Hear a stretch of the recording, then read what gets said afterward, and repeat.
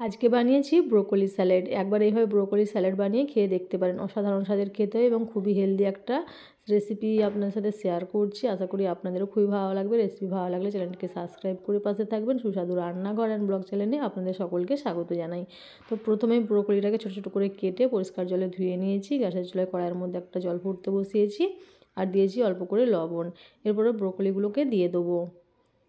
সমস্ত ব্রোকলিটাকে দিয়ে 1 মিনিটের মতো ফুটিয়ে নিতে হবে। খুব বেশিক্ষণ জলে রাখার দরকার নেই।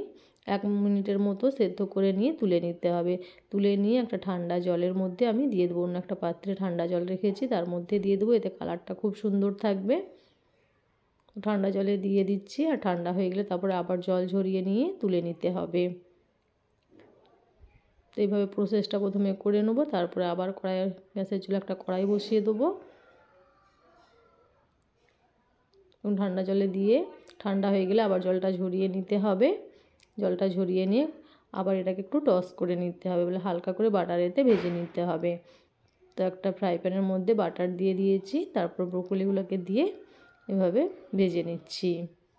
এতে কিন্তু টেস্টটা খুবই ভালো আসে। তো এটাও 1 মিনিটের মতো এইভাবে ভেজে নিয়ে তুলে নিতে হবে। তারপরে এখানে নিয়ে নিয়েছি শসা, গাজর। তো প্রথমে শসাটাকে কেটে নিচ্ছি। আমি এইভাবে গোল গোল করে কেটে নিয়েছি। আপনারা আপনাদের মতো করে শসাগুলো কেটে নেবেন। তারপরে এখানে কেটে নেব গাজর। গাজরটা কেটে নিচ্ছি আর তার সাথে কেটে নিয়েছি পেঁয়াজ। গোল গোল করে পেঁয়াজ কেটে নিয়েছি, কাঁচা লঙ্কা কুচি আর দিয়ে দিচ্ছি ধনেপাতা কুচি।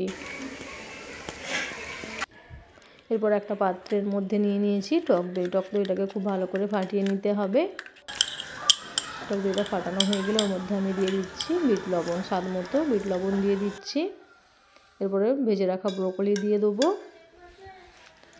আর সাথে যে শসা কেটে রেখেছি, শসা, গাজর, পেঁয়াজ, সেগুলোও দিয়ে দেবো। আর এখানে আমি দিয়ে দেবো 1 চামচের মতো গোলমরিচের গুঁড়ো। আর এখানে আমি দিয়ে দিচ্ছি 2 চামচ মেয়োনিজ। এটা টেস্টটা খুব ভালো আসবে। আপনারা চাইলে মেয়োনিজটা নাও দিতে পারেন, স্কিপ করে দিতে পারেন। এগুলো দিয়ে মিশিয়ে নিলেও হবে। এরপরে খুব ভালো করে মিশিয়ে নিলে আমাদের ব্রোকলি স্যালাড একদম রেডি। ওপর থেকে একটু চিলি ফ্লেক্স দিয়ে দেবো। খুবই হেলদি একটা স্যালাড আপনাদের সাথে শেয়ার করলাম। আশা করি আপনাদেরও খুবই ভালো লাগবে। রেসিপি ভালো লাগলে অবশ্যই চ্যানেলটিকে সাবস্ক্রাইব করে পাশে থাকবেন। লাইক করবেন, কমেন্ট করে আপনাদের মতামত জানাবেন আর বন্ধুদের সাথে শেয়ার করবেন। দেখা হবে নেক্সট ভিডিওতে। টাটা।